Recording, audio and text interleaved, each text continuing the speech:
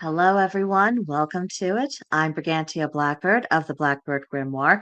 Welcome to Blackbird's Brew Chats from the Cauldron. I know it's Monday morning and everybody's at work and everyone is very busy getting the week started. So I know most of you listening probably won't have a chance to actually catch this live stream. But the topic under discussion, it's on the top of my mind. And I just felt compelled to just have a nice, relaxed chat about it, talk about these things a little bit. And whenever I have ignored these impulses in the past, I always regretted it. So I'm seizing the opportunity today. So whether you're able to listen during the live and leave the live chat for me, that'd be great. Or if you're watching later and you leave your reactions in the comments below, absolutely perfect. I'm glad to have your company either way. So the topic under consideration is where to start. And this is specifically in the context of when you are being approached by someone who is a new seeker, perhaps in the pagan and specifically the witchcraft worlds, or a student who's just actively seeking guidance about where do you begin with them, because more often than not, that's also their question. So, suppose you just bump into someone who's seeking to understand the nature of their magical talents, and they're asking you, specifically you, for guidance. Or maybe you've encountered an individual who they studied in the past, maybe they practiced for a little bit, but they've left it alone for a while. They're awfully rusty, and they just want some ideas on how to get back in the groove. Whatever the case may be, just put yourself into the position of being asked advice on where to get started in magical matters. Now, not all practitioners of the craft have these YouTube channels or they write substacks in which they have a habit of articulating their thinking and the foundation for their opinions. So, when you receive these kind of inquiries from someone, maybe on social media, it can catch you off guard. And that means, you're kind of fumbling around saying, okay, what am I going to say and how am I going to say it? And this is complicated because at a certain point of our own spiritual development, our craft becomes so much an extension of who we are and an expression of our worldview that we get to this place where we are beyond words and moving from this place that is of instinctive knowing and even comfort, and then shifting into explanation mode for a student, that can be quite difficult. And we might feel like we're floundering and not helping them at all. And that's not a good feeling, is it? But never fear. Instead of beating ourselves up, today we're going to talk about some solid starting points so that we can be better prepared. Now, these are just my ideas, and while I think my ideas are pretty nifty, you might have an entirely different approach. None of that invalidates this approach. And I hope someday we get to a place in the community where we don't have to have these little caveats and provisos stated. But until we get there, this isn't about doing down someone else's approach, but this is about encouraging what are the things we choose to focus on first. Why do we go to those things, and how is that impacting the students? So, with that in mind, let's get started. So, from my point of view, I think that a great place to start off a new student is to introduce them to the concepts of the nature of energy at its most basic components. And to my mind, that comes down to active and passive. I think that's really a basic, easy, accessible way to understand how an energy is functioning. Is it moving outward and doing something? That's active. Is it sitting still and absorbing its surroundings? That's passive. And then together, these aspects form a complete circuit of energy, and they cannot exist properly without each other.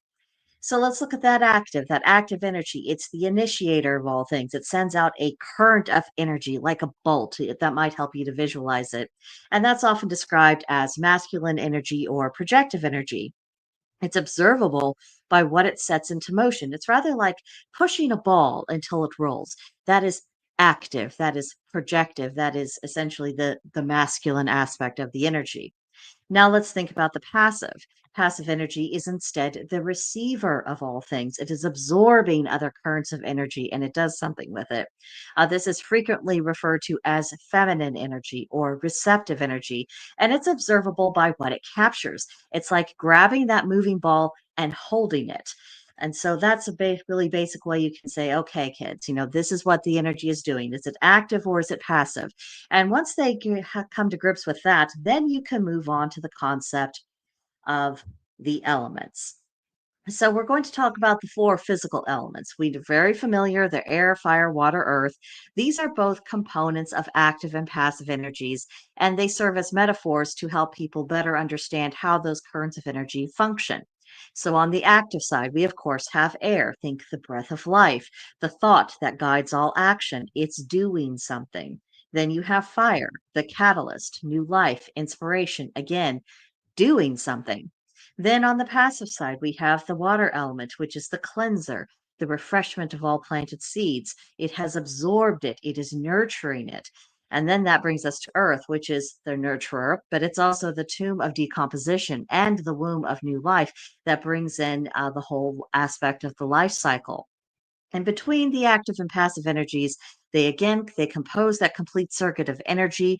And then when you think about and you break it down to air, fire, water, and earth, that relates to the entire life cycle of that flow of energy, which is a mirror image for the life cycle of people.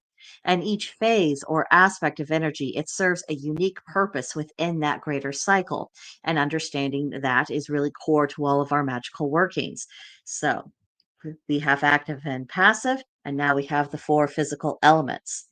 Now, from there, what you might explain to your student is the significance of the coming and goings of seasons.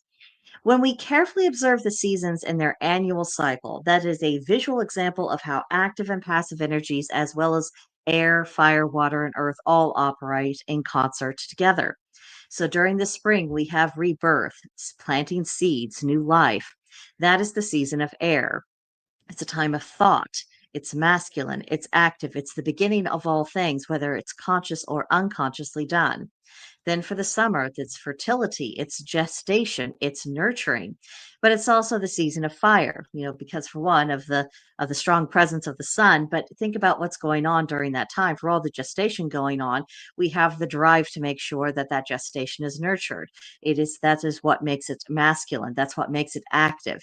It is the catalyst of the future and of all things to come. Then we have autumn. This is the harvest, the consequences, the outcomes. It's also the season of water. This is where we bring in emotion. It is feminine, it is passive. It's the impact of the heart of everything that has been wrought thus far into the year. Then we have the winter. This is the sleep, the death, and the dream of renewal. It's the season of earth. It is material. It is feminine. It is passive. It is the tomb and the womb. So you see how we're starting to build and layer up onto these concepts that this student is going to be able to observe. First, how is the energy acting? Is it active or passive? Then what is the nature of it? Is it thought, which is air? Is it drive, which is fire? Is it emotion, which is water? Is it the material action, which is earth? And then we have the seasons, and they're starting to be able to see how they can go to the natural world and they can observe and interact and become part of this energetic flow. So you see how we're just layering it up, starting with the very simple and starting to get a bit more detailed.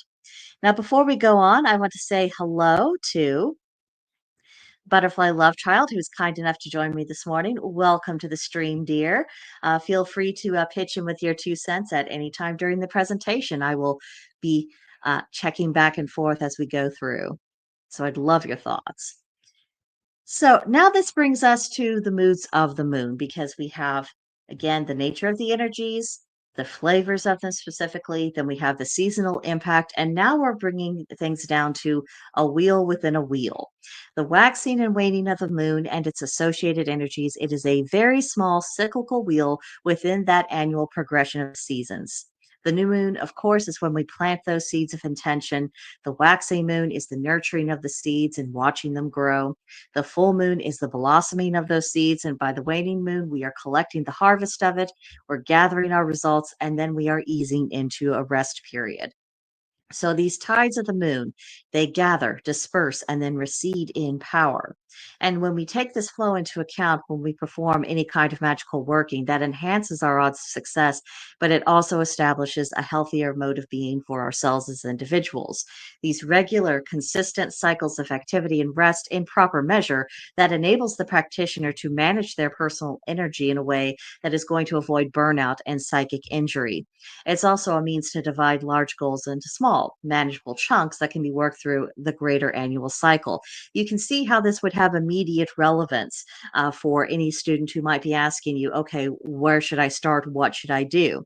Because you've explained how the energy functions, you've explained the different aspects of it, you've explained the bigger cycle, and then you see now we can do small little steps at a time within that bigger cycle of the year. And that is where the moon comes into it. And this is how it helps you actually regulate your own magical systems. Because even a gifted student who is grasping a lot of these things intuitively, they're not necessarily going to be that good at the beginning of regulating and doing their own magical self care. And that's really key because if you neglect that, I'm sure all of us, we've been guilty at that at one time or another, and it gets you hurt.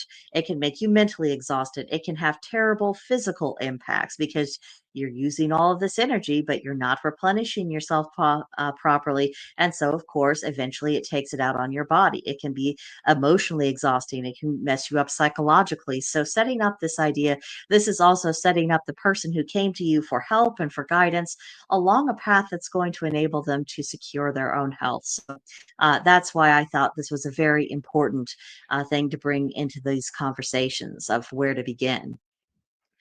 Now, this brings us to from whence power flows, because we need to understand where that power does come from. And for someone who's a brand new seeker, they need to understand kind of the basics of it. So, magical and spiritual power, as we know, has three sources. This is our personal power, then there's natural power, and then divine power. Our personal power is just what it sounds like. It's generated and sustained from within ourselves. It can be exercised just like a muscle, and we can grow it. But it is a finite resource. We do not have infinite power. Believe me, if we did, we would have some fool amongst us who is letting the whole world see that. But we don't, and for good reason, because it is a limited resource. Then we have natural power, which is drawn from every aspect of the natural world.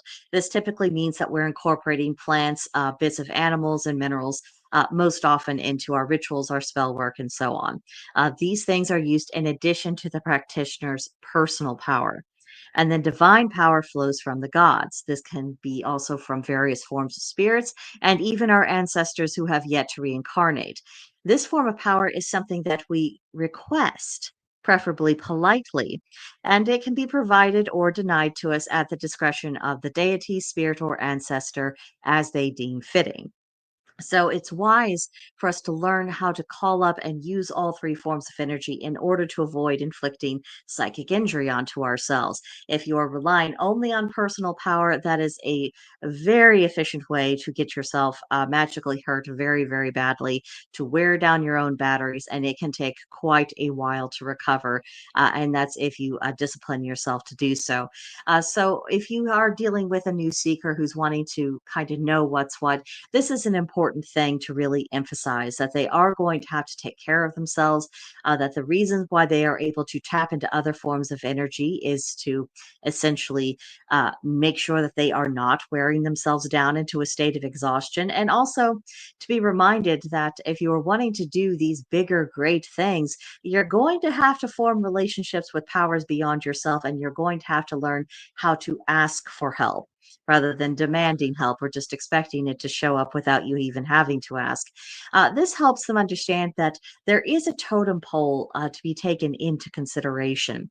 And when they do take that into consideration, it's to their benefit. They learn a lot more, they understand how things function on the mechanical level of magic. And again, this is also a means for them to avoid injuring themselves. So let's talk a little bit about energy exercises, because let's say you're talking to this new student, you've got them up to speed on some of these basic concepts, it's making sense to them. Now they're going to want to have a few ideas on how to apply it, but you don't want to overwhelm them. So these are all super easy. Mm, excuse me, need to take a drink of water.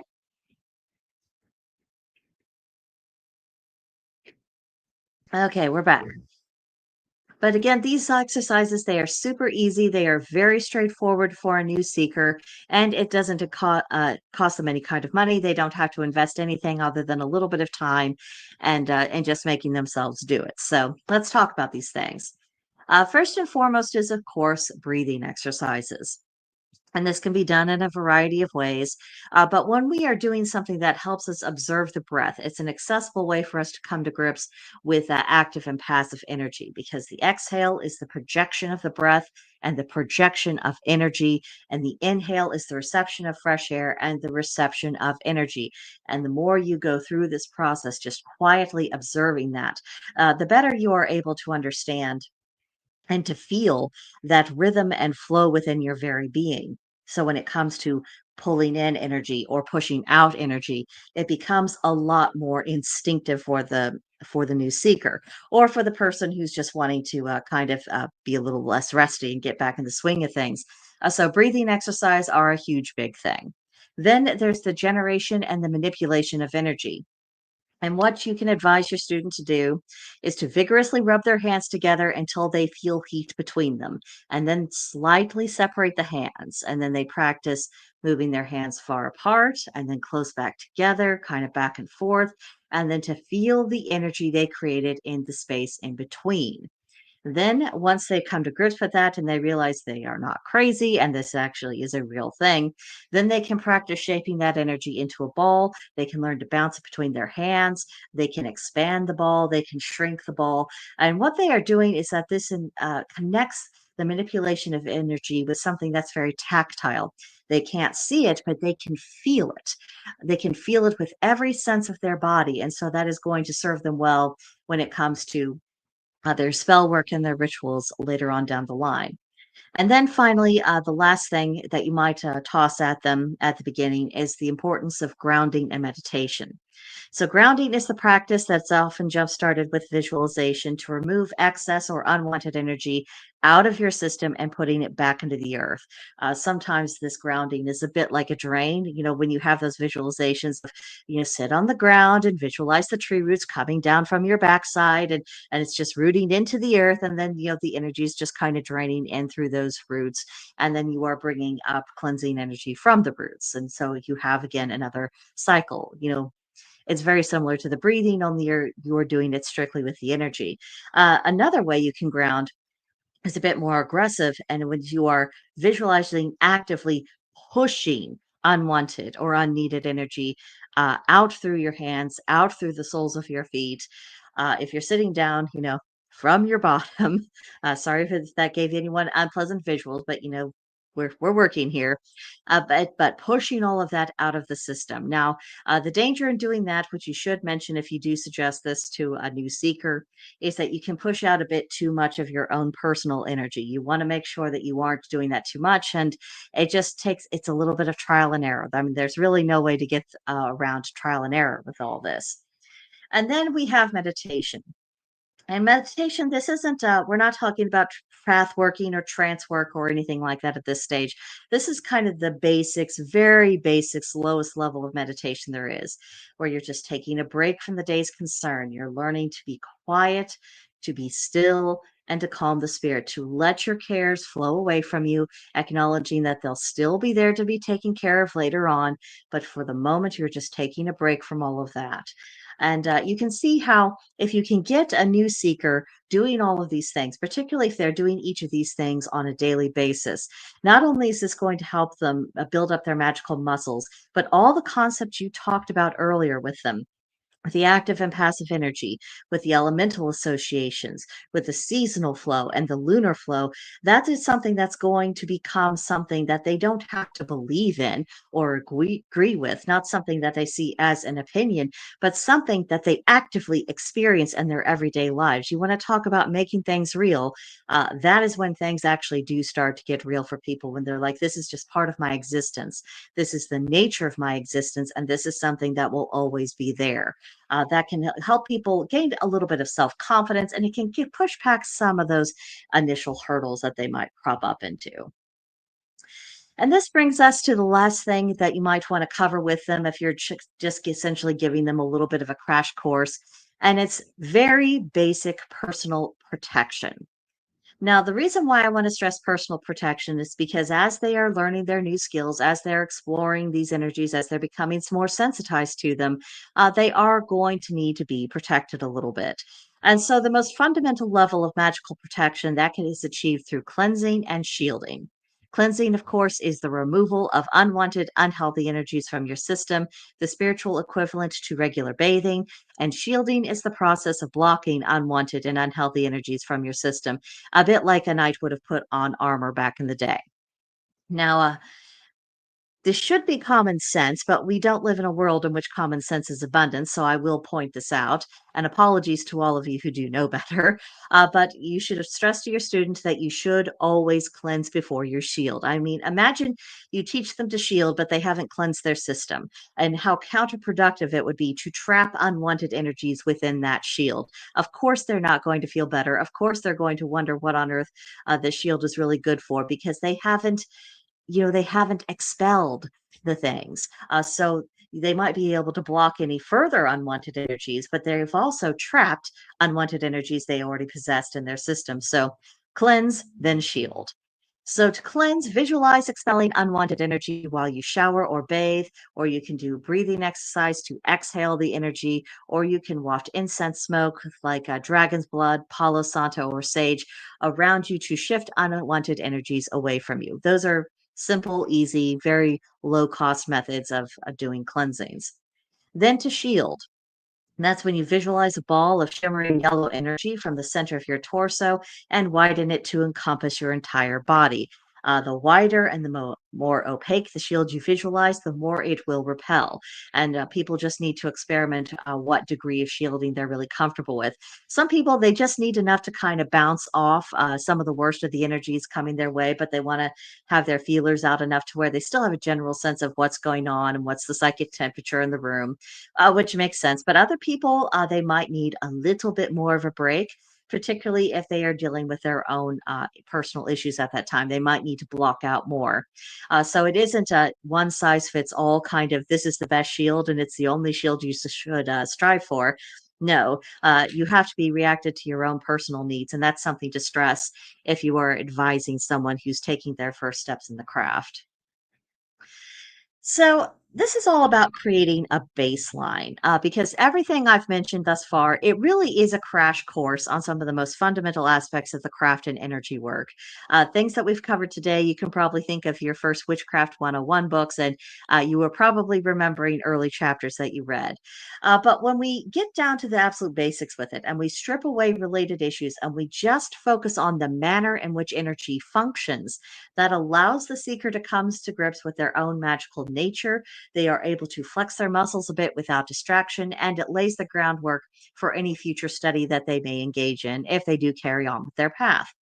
So by the time they've absorbed what you've given them, and they've had a chance to digest it, and they're starting to read about theories of deities and holy days and ritual construction, correspondences, divination, astrology, spell methodology. By the time they get there, the seeker will already have the mental framework to see how these things fit into the bigger picture. I mean, just imagine how things might have changed for you if you had been really solid on how energy functions between active and passive, what the meaning and nature of earth, air, water, and fire is, if you had understood, what is the meaning of the annual seasonal cycle, what is the meaning of lunar cycles, and then you started bringing in other things to it. Imagine how that would have changed your ability to better understand astrology, or how it would have advanced your understanding of divination and its interpretation. And of course, when it comes to holy days, I mean, imagine if you were looking at it through those lens instead of just kind of uh, floundering in the way so many of us have in the past. It changes things, doesn't it? You're seeing how these are interrelated concepts, that they have mutual dependence upon one another, and what you're building up is actually a worldview. Now, it is a lot to take in and digest for sure, and it is a lot to explain, which is why we're talking about this hopefully before someone calls upon you to explain these things. But the concepts that I've been mentioning in this presentation, they can all be explained very simply, without ceremony, without any special terminology. And if you are able to successfully convey this, that is enough to help a sight seeker find their feet. And that can also be the measuring stick by which seeker is going to evaluate articles and books and videos about paganism and the craft. And that will help them determine what information to take seriously and what to discard, because they're not going with, well, what does this tradition say? And do I like them? Were they nice to me? That's not going to be their thought process. They'll be looking at what have I observed in the natural world? What have I experienced through my own manipulations and use of energy? And what do I know for sure is real? And do these ideas actually fit in with that reality? When you're doing that, their question is not going to be, does anyone approve of what I'm doing? Is this an old idea or is this a new idea? Or does anyone like this approach or does it fit in with this particular tradition? They're not going to ask that. What they're going to be asking themselves is, does it work? And that's where the pragmatic streak of the craft really comes into play. And that's a very necessary aspect of what we do. Our our question, it's not, does anyone approve? It's not, is this traditional? It's not any of those things. It's just, did it work? Because what we're up against is working in alignment with natural law and with the will of the gods. If we're in alignment with that, we're on solid ground. If we're not, well, we're not going to be very successful. And that's when we know we need to adjust our ideas. But if you bring that in, if you introduce that to the seeker from the word go, you're going to help them save a lot of mental anguish and a lot of really tedious, you know, wallowing and having to weigh things out. They can just get on with it with a much cleaner slate, and then they can focus their energies on more in-depth issues rather than being distracted and bogged down with baseline levels. Now, of course, you can give the best advice possible in the world for a seeker looking into the craft, but you can only give the advice. What they ultimately do with it, that's up to them. But you will have set them up for success, and honestly, that's your only job when these things happen. So I have a few final thoughts, and then I'll see if anyone listening has anything they would like to contribute into the conversation or not.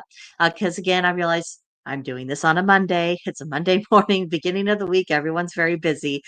So I would imagine that most of the interaction we might have on this topic would come later on in the comments section, or reaching out to me on my X account, which is at Blackbird Pagan. But here's a few final thoughts before I turn it over to you guys. Any practitioner might find themselves to be called upon to assume the role of teacher, however temporarily, even if it's just for the course of one conversation with a random person you happen to encounter on social media. And the idea that some of us won't have to take our turn, I think, is a bit naive, and I think it's wishful thinking on the part of other people. So I think that we are benefited by considering suggestions of how we could help a person get started ahead of time. That way, we won't be caught flat footed when we are presented with the inevitable questions, because at some point, especially if we're trying to avoid that role of teacher, at some point, someone's going to be getting all up in our face, metaphorically speaking, and we're just going to have to do it. We're just going to have to give them the benefit of our knowledge and experience. And if we keep trying to flee that, believe you me, I mean, the gods will find other people to throw in our face until the message gets through. Of like, no, this is just this is part of the deal. This is part of the deal. And so it's good that we have the opportunity to provide help to others. And a lot of this kind of help, these are things that would have benefited us at the beginning of our own path. I know it would have really eased my understanding and helped me a great deal if I had been presented with this general framework that I've laid out, because that would have made every other concept I was learning about make a lot more sense. And it would be less of a matter of, oh, I have to remember all these things, and more so a matter of, oh, I can experience this, and things will just organically start to make sense. And of course, when we pass on what we have to teach, that also helps the seeker advance to becoming a proper student, and then ultimately advance to becoming a teacher themselves, because the business of the craft and life itself is to pass it on. So, those are my thoughts about where we might start with advising other people on how they can get started, and also my thoughts on why this is a good opportunity for us, and something that I also think we do have a bit of a duty to do. And hopefully, if there is anyone who's a new seeker watching this, hopefully that this is something that will be beneficial to you. But any thoughts before I dash out of here? I've been rambling for about half an hour, but I wanted to give anyone who, on the off chance that they're able to comment at this time, a chance to get their 2 cents in. We wanted to be sure to do that, because, again, these live streams, they're the greatest thing in the world, is about the ability to have a little bit more immediate communication. But of course, that always depends upon, are people free? I've had some people listen to the live streams while they were driving down the road. So yeah, they're not going to be getting out there their phones and texting me any kind of comments or questions or observations, and nor should they. Eyes on the road if you're listening to me while you're on the road and things like that. But it looks like everyone's quiet at this time. I really look forward to hearing your guys' reactions, impressions, and your own ideas about what would really help a new seeker at the beginning of their path. I would love to see that in the comments section. Don't hesitate to reach out to me on X if you want to have a bit more of a conversation there. And of course, thank you for listening, guys, and I hope it proves useful. But have a great Monday. See you guys later. Bye.